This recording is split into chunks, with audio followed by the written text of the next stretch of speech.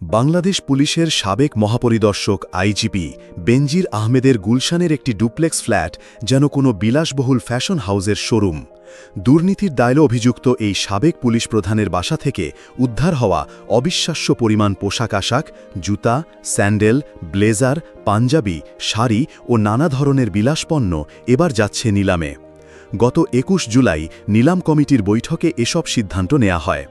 আদালতের নির্দেশে গঠিত কমিটি ইতোমধ্যে সম্পদের তালিকা তৈরি শুরু করেছে এবং দ্রুতই তা সংবাদপত্রে বিজ্ঞপ্তি আকারে প্রকাশ করে সরকারি নিলাম কার্যক্রম শুরু হবে। তবে গুলশানের এই ফ্ল্যাটের সম্পদের পরিমাণ দেখে কমিটির সদস্যরাও রীতিমতো হতবাক। কমিটির এক সদস্য বলেন, তালিকা করতে গিয়েই যেন ইমেলদা মার্কোসের জুতার গুদাম চোখের সামনে ভেসে উঠল। এটা কি কোনো রাষ্ট্রীয় কর্মকর্তার ফ্ল্যাট নাকি ব্যক্তিগত মিউজিয়াম? উল্লেখ্য, ফিলিপাইনের সাবেক ফার্স্ট লেডি ইমেলদা মার্কোসের অস্বাভাবিক জুতা সংগ্রহ একসময় বিশ্বজুড়ে আলোচনার কেন্দ্রবিন্দু হয়ে উঠেছিল। দুদক ইতোমধ্যে বেনজির আহমেদ, তার স্ত্রী এবং মেয়ের বিরুদ্ধে শত কোটিরও বেশি টাকার অবৈধ সম্পদ অর্জনের অভিযোগে মামলা করেছে। নিলাম কমিটির প্রাথমিক তদন্তে দেখা গেছে, শুধু একটি ফ্ল্যাট থেকেই উদ্ধার হয়েছে ২৪৬টি আইটেম।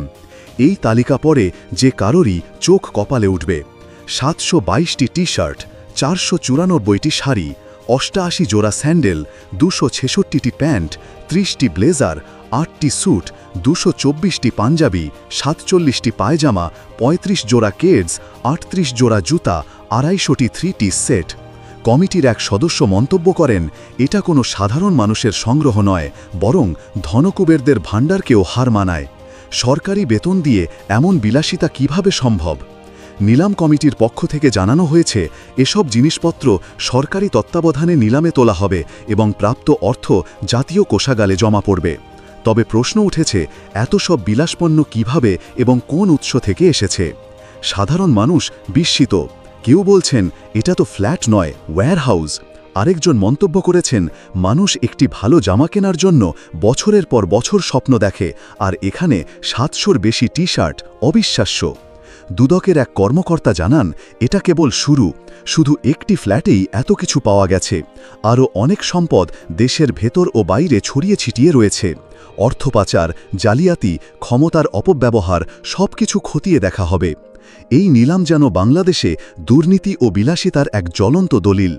ঠিক যেমন ইমেলদা মার্কোসের জুতাগুলো হয়ে উঠেছিল দুর্নীতিগ্রস্ত ফিলিপাইনের এক প্রতীক, ঠিক তেমনি বেনজির আহমেদের এই বিপুল পরিমাণ বিলাসপণ্য চিহ্ন হয়ে থাকবে ক্ষমতার অপব্যবহারের। বাংলাদেশের ইতিহাসে এই নিলাম এক নজিরবিহীন ঘটনা হয়ে থাকবে, যেখানে পোশাকের ভেতর লুকিয়ে রয়েছে কোটি কোটি টাকার দুর্নীতির ধোঁয়া। অপেক্ষা শুধু, আর কি চমক অপেক্ষা করছে এই বাংলাদেশি ইমেলদা মার্কোসের বিলাসিতার বাক্সে।